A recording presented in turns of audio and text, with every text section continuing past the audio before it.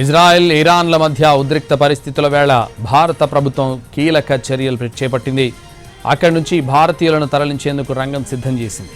అందులో భాగంగా 100 మందితో కూడిన మొదటి బ్యాచ్ ఇప్పటికే టెహరాన్ నుంచి బయలుదేరింది.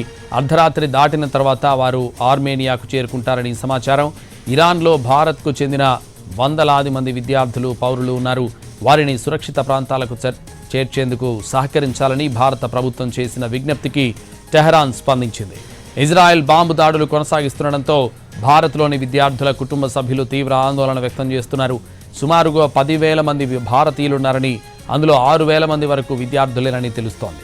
ప్రస్తుతం గగనతలం మూసివేసినందున భూ సరిహద్దుల మీదుగా తీసుకెళ్లొచ్చని ఇరాన్ విదేశీ మంత్రిత్వ శాఖ చెప్పింది.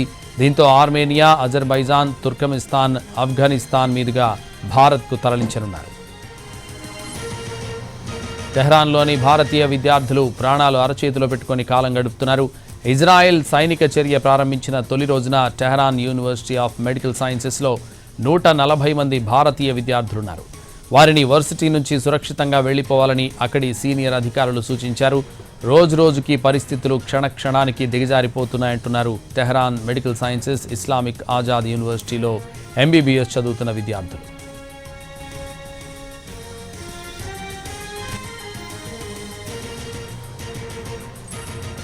ఇజ్రాయెల్ ఇరాన్ మధ్య యుద్ధం ముదురుతున్న వేళ పశ్చిమాసియా దేశాలు కీలక నిర్ణయం తీసుకున్నాయి. మిడిల్ ఈస్ట్లోని పలు దేశాల్లో గగనతలాలపై ఆంక్షలు విధించారు. ఇజ్రాయెల్ భారీ క్షిపణి దాడులకు పాల్పడుతుండటంతో తమ గగనతలాన్ని ఇరాన్ పూర్తిగా మూసివేసింది. లెబనాన్, జోర్డాన్, ఇరాక్లోనూ విమానాల రాకపోకలు నిలిచిపోయాయి. పశ్చిమాసియా వ్యాప్తంగా ఎయిర్పోర్ట్లు మూతపడడంతో వేలాది మంది ప్రయాణికులు అక్కడే చిక్కుకోవడంతో తీవ్ర ఇబ్బందులు పడుతున్నారు. దాదాపు 10,000కు పైగా ప్రయాణికులు ఇరాన్ సహా పశ్చిమాసియాలోని పలు ప్రాంతాల్లో చిక్కుకుపోయినట్టు తెలుస్తోంది.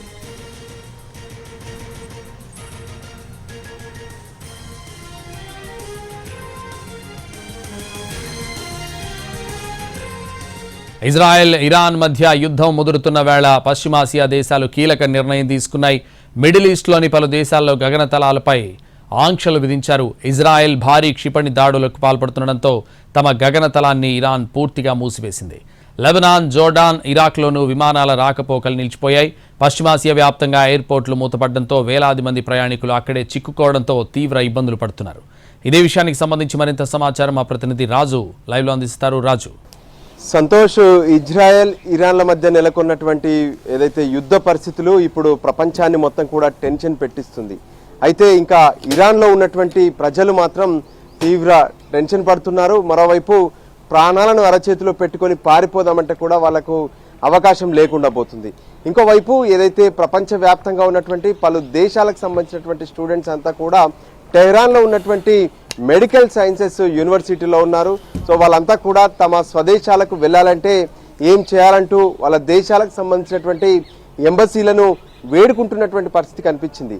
కానీ ఒకవైపు ఇజ్రాయెల్ చేస్తున్నటువంటి ఏదైతే దాడులు ఉన్నాయో ఆకాశం నుంచి వాళ్ళు ఏ విధంగానైతే ఒకవైపు డ్రోన్స్ ద్వారా దాడి చేస్తున్నటువంటి పరిస్థితుల్లో ఇరాన్లో ఉన్నటువంటి ఎయిర్పోర్ట్లను మొత్తం కూడా మూసివేశారు. ఎయిర్ స్పేస్ను కూడా మూసివేసినటువంటి పరిస్థితి కనిపిస్తుంది. దాంతో అక్కడి నుంచి ఏ ఒక్క విమానంలో కూడా ఇక బయటకు వెళ్ళేటటువంటి పరిస్థితి లేదు. పైగా ఇరాన్ మాత్రమే కాదు, పక్కన ఉన్నటువంటి ఇతర దేశాలు కూడా ఎయిర్ స్పేస్ను మొత్తం కూడా మూసివేశాయి. దాంతో ఇప్పుడు ఇరాన్లో ఉన్నటువంటి విదేశీ ప్రజలు దాదాపు 10,000 మంది బయటకు వెళ్లాల్సినటువంటి పరిస్థితి ఉంది. దాంతో ఏం చేయాలనే టెన్షన్తో వాళ్ళంతా బిక్కుమంటూ సురక్షిత ప్రాంతాల్లో తలదాచుకుంటున్నటువంటి పరిస్థితి కనిపిస్తుంది. కానీ ఒకవైపు అయితే టెన్షన్ కనిపిస్తుంది.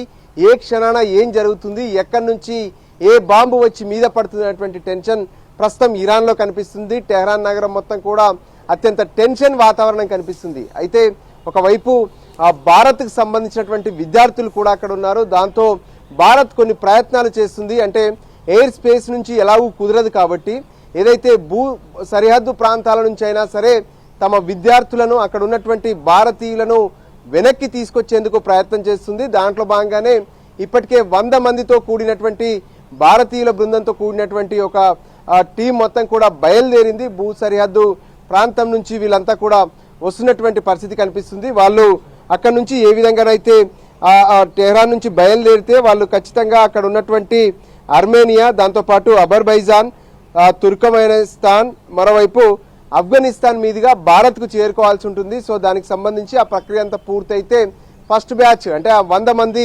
సురక్షితంగా భారత్కు చేరుకునే అవకాశాలు స్పష్టంగా కనిపిస్తున్నాయి. మిగతా వాళ్ళను కూడా వెనక్కి తీసుకొచ్చేందుకు భారత్ పూర్తి స్థాయిలో ప్రయత్నం చేస్తుంది. కానీ ఇజ్రాయెల్ మాత్రం స్పష్టంగా ఇరాన్ పైన ఏదైతే అణువాయుధాలకు సంబంధించినటువంటి అంశంలో దాడులు చేస్తున్నామంటూ పెద్ద ఎత్తున దాడులకు ఒడిగడుతున్నటువంటి పరిస్థితి కనిపిస్తుంది. దాంతో అక్కడ ఉన్నటువంటి స్థానికులు మరోపక్క విదేశీయులు సైతం పెద్ద ఎత్తున టెన్షన్ పడుతున్నారు. సో మొదటి బ్యాచ్ భారతీయులంతా కూడా వెనక్కి వస్తే అదేవిధంగా మిగతా వాళ్ళని సైతం వెనక్కి తీసుకొచ్చేందుకు భారత్ పూర్తి స్థాయిలో ప్రయత్నాలు చేస్తుంది.